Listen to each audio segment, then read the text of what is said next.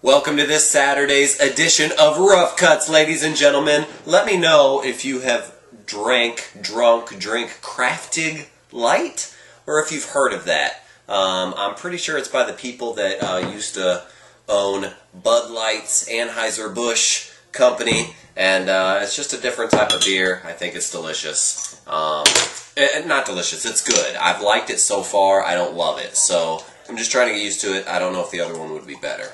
All of that's irrelevant, really, to the review that I'm doing today, which I love doing for you kids, by the way, just talking movies. I haven't got on as much and talked with everybody. I've been busy during the holidays. I do try to reply to most comments or write you and see how you're doing and stuff. So if you haven't seen me on there in a while, I will be there. Hopefully your new year is starting off delicious. It's pretty good. This week, I am reviewing The Blob. It is the 1988 version, which is a remake of the 58 version. I think there was a movie in 58. There used to be a Blob in the 50s. So this is the 88 version. It's rated R, runs about an hour and a half. Directed by Chuck Russell.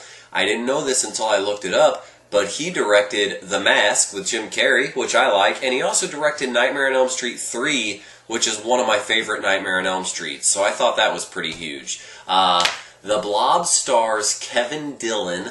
I don't really know him from much except I recognize him, and oh my god, when you see his hair in this film, his hair is a character of its own. The hair should have went against the Blob. No shit. It also stars Shawnee Smith from the Saw movies. She also was in a band called $5 Ho and $5 Ho, and she was on Scream Queens. And I must make a confession. Huge crush of mine when I was a little kid. I remember seeing her in this movie. I was probably 8 or 9, and growing up, I always thought she was one of the hottest chicks I'd ever seen. And I still think that, even when I see her in interviews now, and see her on talk shows or in movies or whatever, my heart skips a little beat for you, Shawnee. You're just awesome.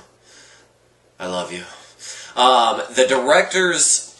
There were different kind of like writers and directors on this film, which usually means that it'd be bad, but it turned out to be amazing. But Frank Darabont, which many people kind of remember from The Walking Dead and The Stand and stuff like that, he had some stuff to do with it, so they took some of his parts. The story is a meteor crashes from outer space. It contains this blob, and it overruns a town. They're just trying to stop it. The blob keeps getting bigger as it eats people. That's all you really need to know. Now, they do... You know what? That's kind of a spoiler. So, they do change it up a little bit from the 58 version. In the 88 version, they kind of changed the overall... Not the plot as much as the origins, in a way, of the Blob. So, I don't really want to talk about that too much. But they put a nice little twist on it to add in some more characters and kind of more villains, things like that. You'll see what I mean. Special effects... Totally cheesy. I actually just watched this the other day to get a good rewatching of it to see what I think.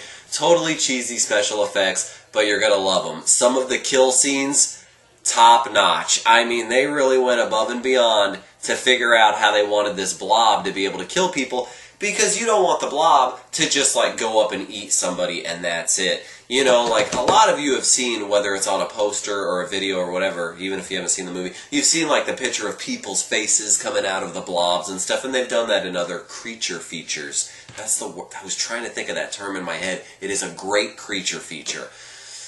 Almost up there with Tremors. I don't know what I'd pick, but, you know, so... They had to be creative with thinking on how the blob could kill people. One of my favorites was the phone booth scene. So, you know, I don't love... I never talk about scenes too much because I don't like giving shit away just because I want you to be surprised when you see it. But the phone booth scene, look for that.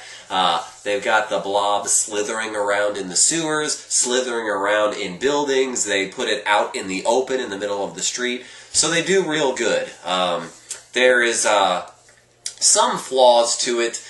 They throw in some characters, like they've got a preacher in there, and you'll see he's kind of a crazy preacher. I didn't see any reason for that character. It's like in the Friday the 13th movies or something, the old crazy guy that seems to know things that I don't know. They always have such high hopes with a character like that, or the character's supposed to creep you out, and it's just in the end, I'm like, unnecessary. But The Blob is a great monster movie, a great creature feature. I can't believe that they haven't remade it yet again, so many years later.